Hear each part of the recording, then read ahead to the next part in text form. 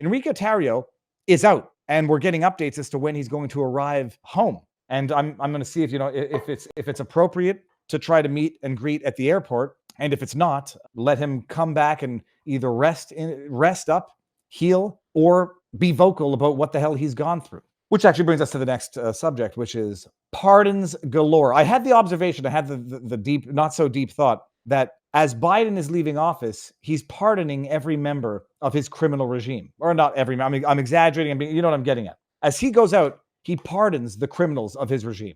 And as the new righteous president enters, he's got to pardon the victims of that last criminal enterprise, that criminal organization. So it's all done and out now. Biden on his way out pardoned, commuted, some of them are nonviolent drug offenses, which I'd otherwise be, totally in favor of.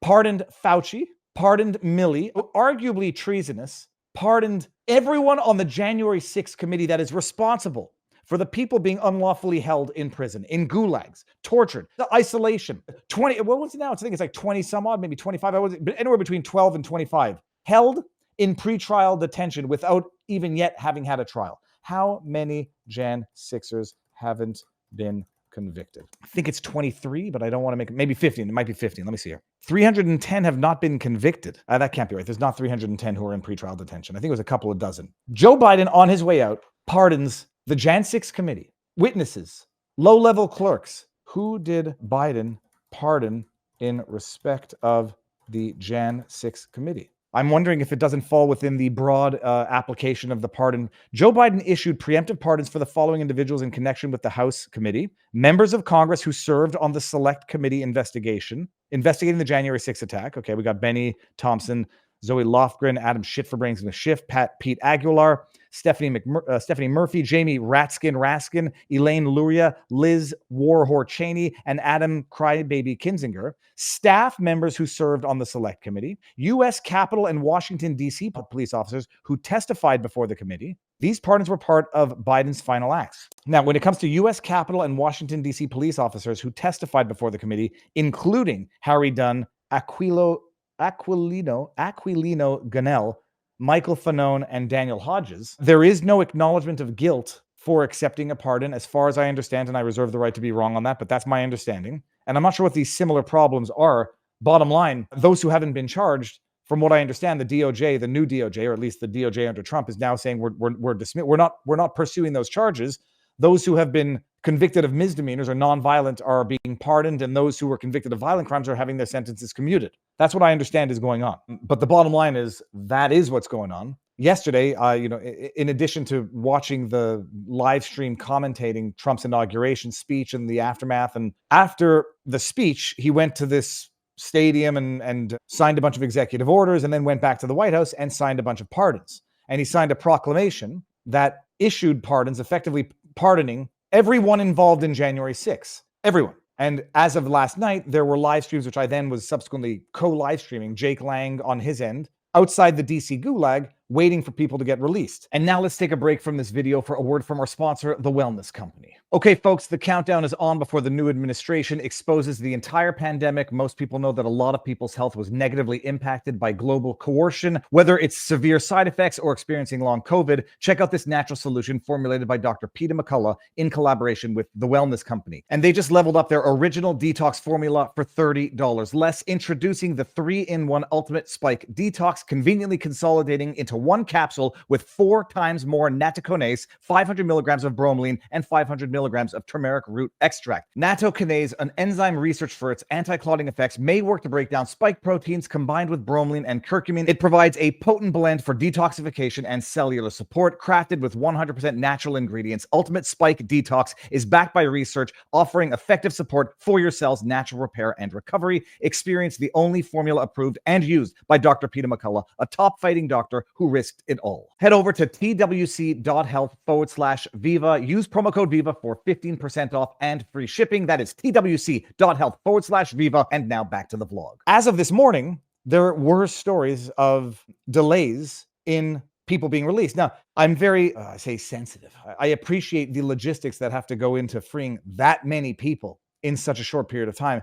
That's a problem as a result of the level of the injustice, not an excuse for not getting them out immediately. Every day in that godforsaken shithole is a day where someone can die for random reasons. So you get them the hell out of there the second they were granted the pardon to get the hell out of that hellhole. So I don't, yeah, it's taking a long time. We'll come back in the morning. No, come back in the morning. You'll work overtime. I'm sure everybody will be very happy to participate in the liberation of another human. And if they're not, that's more reason for them to be doing it. Every minute in that godforsaken hellhole and in every one of those godforsaken penitentiaries is a minute where you can die because of any number of reasons that you would not otherwise be exposed to in civil life. So this is the video, part of the video from the stream yesterday of Jake Lang. Alex Jones ran it. I'm giving you literally all I got, but no more are going to be released tonight, okay? And tomorrow is a brand new day.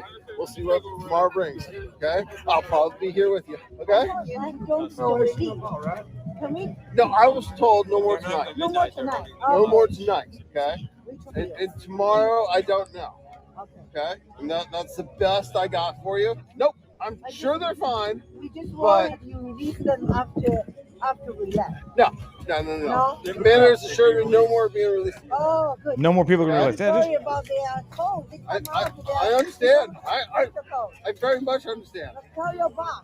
Use humanitarian. Okay. All right. Tell them not to pepper spray them up with the gas. The cop is mildly patient. It takes time, and I appreciate that. The fact that it takes a lot of time to let that many political prisoners out of jail is the problem. It's not the excuse to make it wait another day. Now, what my question is, by the way, when it comes to pardons, is does it frustrate the ability to appeal?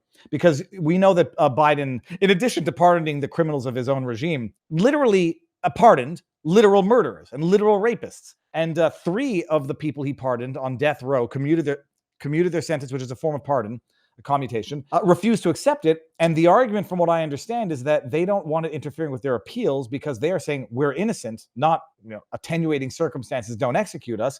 And if we get a pardon and we're no longer on death row, well, then we don't get to continue with our appeal. And so my question was, for obvious reasons, I'm following the key betting markets. If Bannon gets an appeal, if Bannon gets pardoned, does it frustrate his ability to continue with his appeal? So they're just like, the full disclosure, the market for Bannon is whether or not he's going to be one of the people who gets a pardon from Trump within the first 100 days. My thinking is if he gets a pardon, he doesn't need it until Trump's leaving office. So there's no need to do it in the first 100 days. So from the definition of the market, I'd say it's a bad bet because if Biden doesn't need a pardon, Bannon does not need a pardon for the next 4 years. Okay. He certainly doesn't need a pardon within the first 100 days for any reasons of urgency, and Trump doesn't need to give him one for any reasons of politics, except maybe to say, haha, I'm in charge now and I can pardon the guys who I think were wrongly, convicted.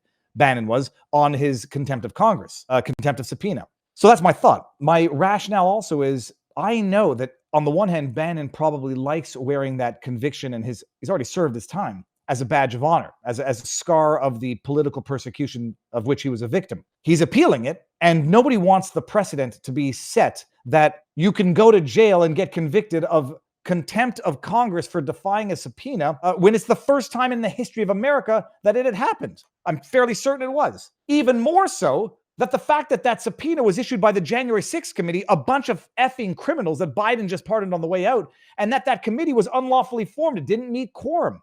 It was an unlawfully formed committee that has no power to issue subpoenas in the first place. So you can't be held in contempt of Congress for violating a subpoena that was not lawfully issued, setting aside all of Bannon's other legal defenses, executive privilege, other defenses. So I don't think Bannon wants anything to frustrate his appeals, which I think is robust and will get overturned on appeal. And then you get real righteous vindication. Then you don't even need to get a pardon to have your felon status eliminated. So I don't think Biden wants the pardon in the first place, but my question was, would giving him a pardon, would issuing him the pardon frustrate his abilities to continue with the appeal? I'm not sure. I think from the judicial perspective, courts might say, well, you've been pardoned, you have no further jeopardy, so this appeal is moot. There's that risk. But that was the question I was asking.